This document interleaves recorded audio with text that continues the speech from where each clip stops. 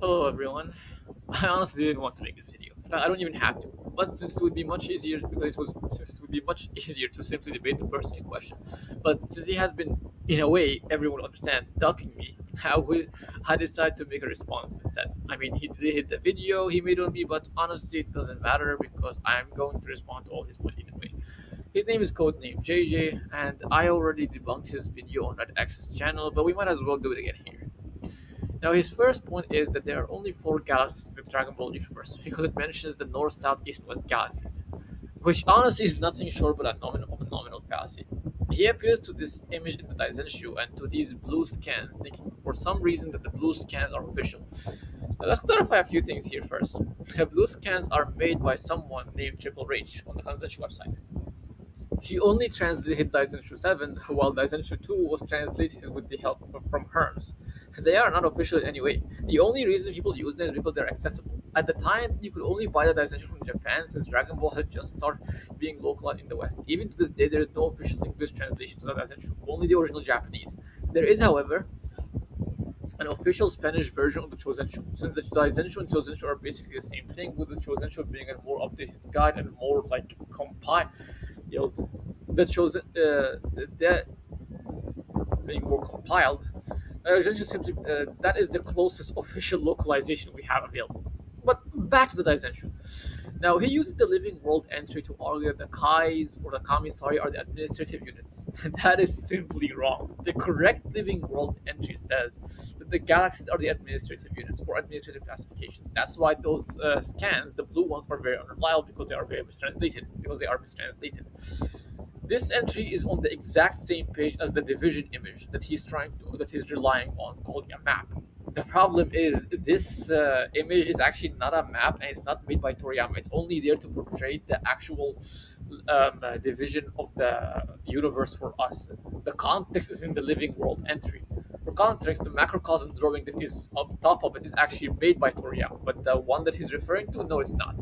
And he explicitly also mentioned that this drawing he made, the macrocosm drawing, is so we can like wrap our heads around on that. That's all. In fact, the division section only actually made by the editorial staff, and it is explained through the living world entry. Where the living world entry says this world, yes, the term konoyo in Japanese here present is called konoyo, which means this world or living world. It's actually the same thing. It can both be translated either way. It says it's also known as the present world. Simply put, it refers to the vast universe.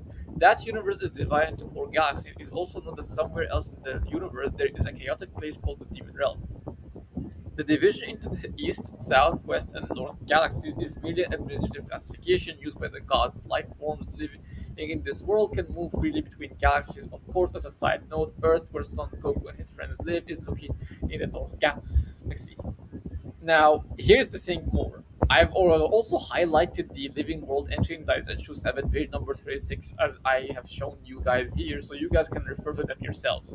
I've translated this also in multiple ways using Gemini as well. The translation that I just said was made by Deep L. Not only that, I've also confirmed it by another Japanese speaker, and he said that yes, that's exactly what it said. They're referring to the galaxies are administrative units, not that the kamis are the administrative units. They're telling you that the galaxies, the cardinal galaxies, are administrative classifications, nothing more, nothing less. Now let's move on to the galaxy entry. He argued that the galaxies, the cardinal galaxy, exist infinitely throughout because it says galaxies that exist infinitely throughout the universe. That means it's actually referring to eternity, or the galaxies are eternal. This argument is honestly ridiculous. He claims that to exist infinitely automatically means to exist eternally. And not only is this a poor argument, it simply is grammatically impossible. Well, it doesn't even make sense linguistically. I can take the terms exist infinitely, apply them to whatever vacuum context there is in existence, and I would have whatever context I want to be correct. For example, if I say the fish exists infinitely throughout all the oceans, or in all the oceans, okay, does that refer to the fish being immortal or being eternal? Of course not. No one's going to interpret it like that. Again, I confirmed this with multiple Japanese speakers, with such as KGC Assassin, and another person who actually is an Italian but can speak Japanese and has a Japanese certificate, and also has a certificate on speaking Japanese, and also but he's an Italian. He's an Italian person who can't speak Japanese. That's the point. Sorry for popping up. Sorry for the stuttering. Now, even from an authorial perspective, nobody naturally uses the word infinite to be eternal, unless the context clearly establishes that it's talking about time. For example, that man is waiting infinitely in his seat. There, infinite is clearly referring to time. Here, it isn't, because waiting is referring to duration, a time passing, something like that. But in the one about the living world, it doesn't do that. And grammatically speaking, the sentence in the galaxy doesn't even support a full interpretation. If the author's true intention had actually been to say, hey, eternal, no, it would be more parsimonious to just use the Japanese word for eternal or use the term forever instead of infinite. Yes, the two words can sometimes overlap depending on the context, but the context is exactly what's missing here. You can't simply assume that the term infinite refers to duration without actually proving it. That would be begging a lot of questions, and it would be grammatically incorrect, and it breaks the sentence. The only thing is more parsimonious to use the term forever and eternal instead of using the term infinite. And also, you have to remove the part that says throughout all the universe or in all the universe. Just say galaxies that exist eternally. That would be more parsimonious with your intent if you want to mean something eternal. But they don't. The Japanese reads, and also, sorry, before we speak about the Japanese, let's actually talk about the grammar. The grammar says galaxies that exist infinitely in all the universe, and that's actually what the blue scan says. So I'm going to use his blue scan. Galaxies here is a noun. A noun is being modified by the term exist, which is a verb. Therefore, it is explaining and modifying the noun, telling us that the galaxies are real, they are present, they exist. How they exist? And to what extent? Infinitely. Where? In all the universe. The part that says in all the universe is already telling you it's a spread of the object known as galaxies. And if I'm talking about an object to be infinite, I'm literally referring to the quantity of that object, nothing more. Now let's actually speak about the Japanese. The Japanese says Uchuku kan ni Mugen ni sonzai suru ginka. The translation is actually the full translation, of course, says this: a localized collection of stars within the universe. Stars gather to form nebula, and a galaxy is a collection formed when several of these nebulas come together. The four Kaioshin who are in charge of the north, south, east, and west cap of the universe are exactly monitoring these galaxies. Incidentally, the classification of galaxies into north, south, east, and west. Here, he uses the term classification.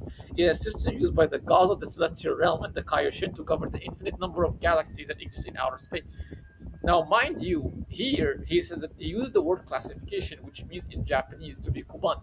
He also uses it in the living world entry to refer to actually that they are a classification system, not an actual one galaxy per direction. There is simply no parsimonious reason for that. And to put it more specifically, in the Japanese, sorry, before we talk about the Japanese that I just said, in the Japanese, the part that says the north, south, east, and west galaxies, it actually uses the term kuban in Japanese to describe to describe the cardinal galaxy and a topic marker at that. But when it comes to the part that says galaxies that exist infinitely throughout cosmic space, it says Uchuku kan ni mugen ni sonzai suru ginka. Next to ginka, there is an object particle referring to objects, therefore telling us that the very context of the very galaxies that are infinite are objects. Meanwhile, the classification system is not. So you see, they actually make a distinction here.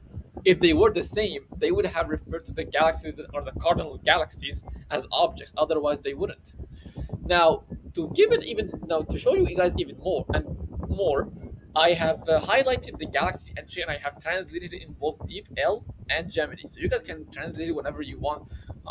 I have highlighted its page number 46 in Daizachu 7. Now, let's actually move forward. He says because there's a particle ni, it refers to time.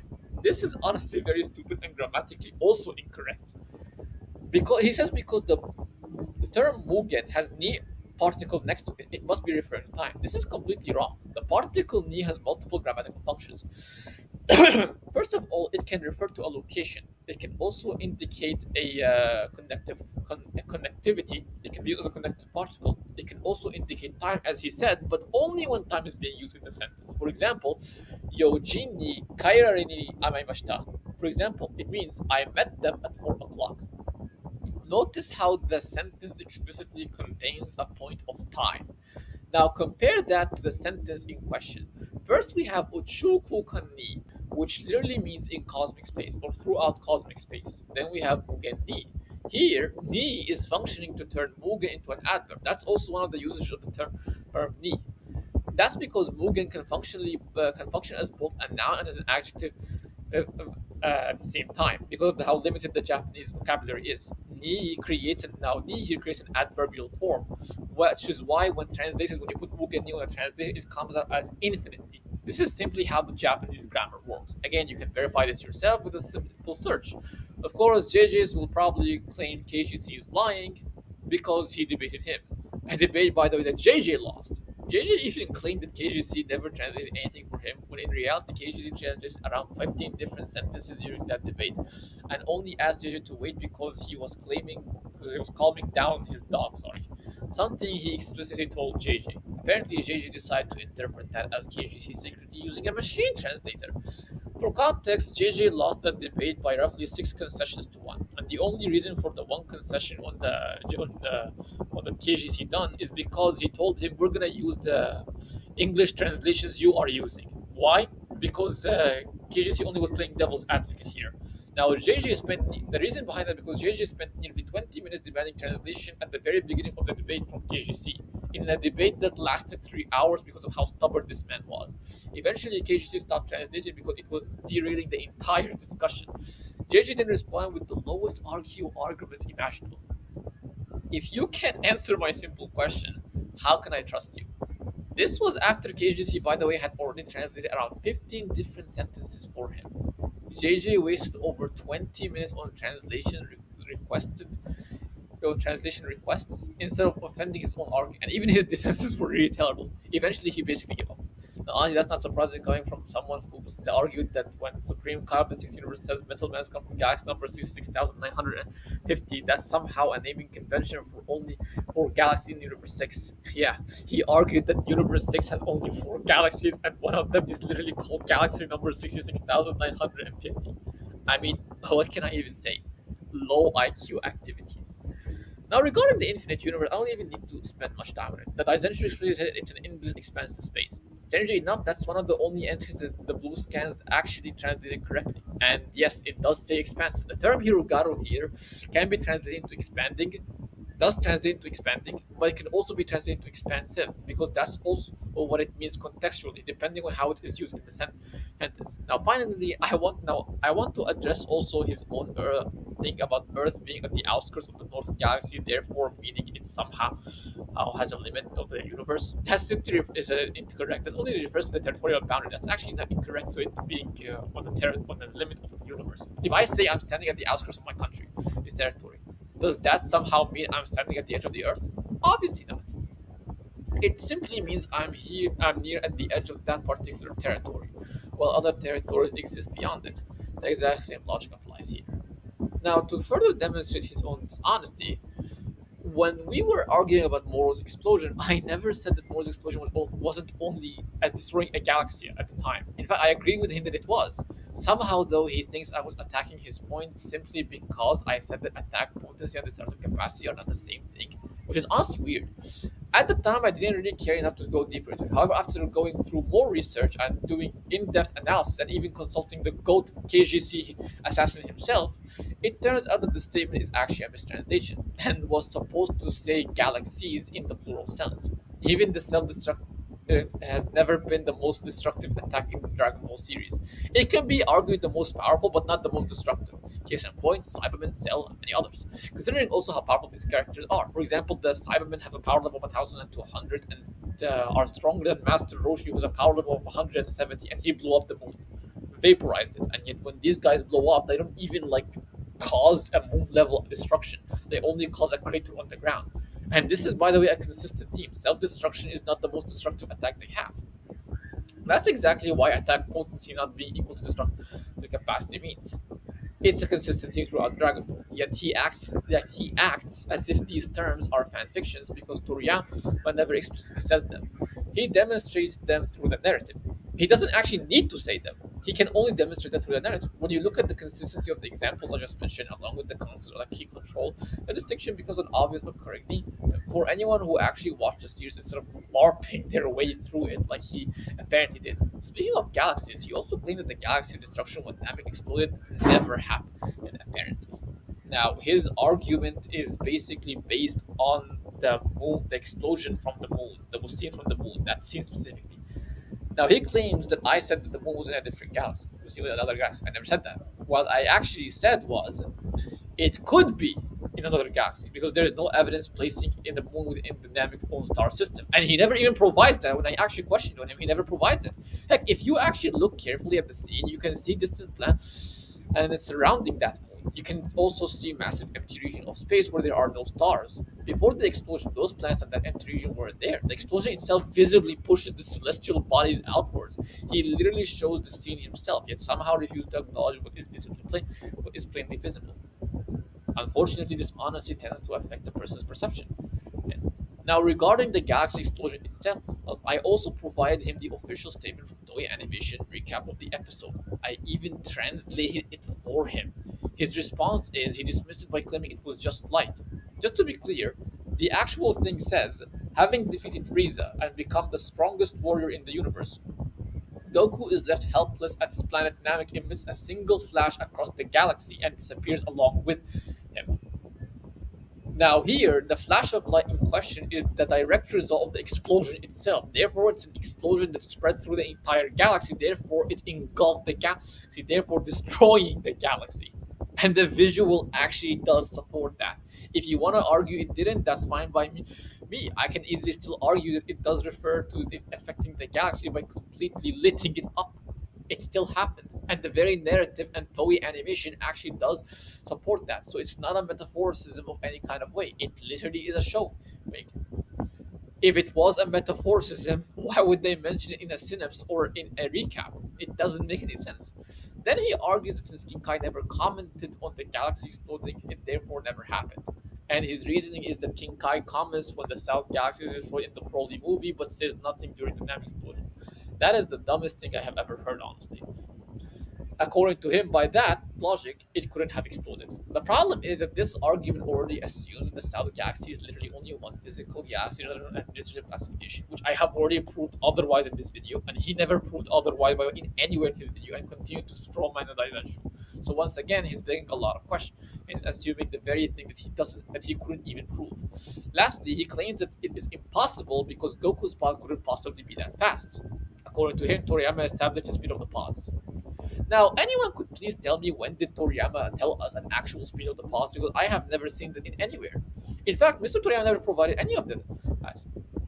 He then claims that because Vegeta and Nappa took 1 day to reach Earth after passing by Jupiter, so that logic followed. But the problem is that that's only in the English dub, which is questionable as fuck. Which is questionable as hell, sorry. The dub changes a significant amount of the dialogue from the original Japanese script. In the original version, the narrator never says there is only 1 day remaining, nor does he ever mention Jupiter in any way. Instead, what he actually says is this. He says that the time for the decisive battle is close. And he also, before that, says, what is this Kaioken and what is this secret technique? The time for the decisive battle is close. I would show you the full clip if I can. I'll see if I can do it later in the editing. And before that, King Kai had already stated that they would arrive on Earth in 118 days. So, no, sir, you completely made that up. も硬いのですよ。そんなことではサイヤ人には勝てませんよ。そうか？でも単行部ができてるぞ。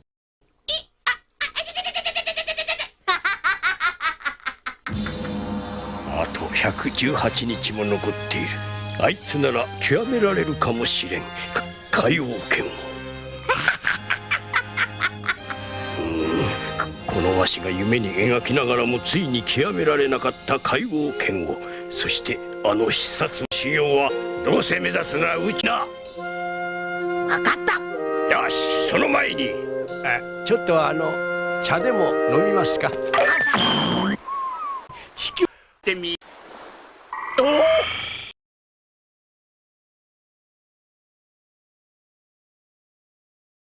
容赦なく刻一刻。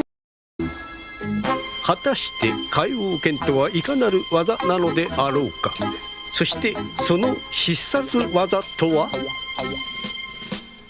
決戦の時は容赦なく刻一刻と近づいていた。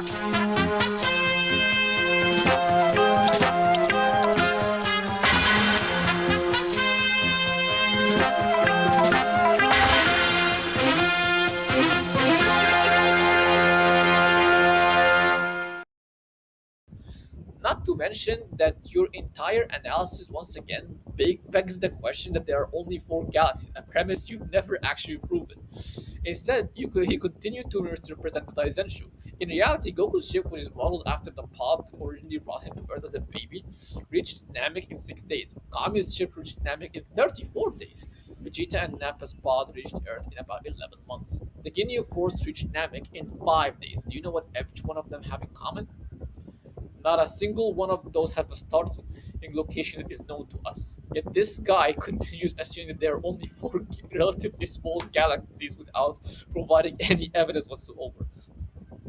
If anything, look at Vegeta's own journey. He arrived at one of Frieza's planet Frieza number 79 if I'm not mistaken, in 18 days, after his own invasion of Earth. 10 of those days were spent by Bulma repairing and cleaning Kami's ship.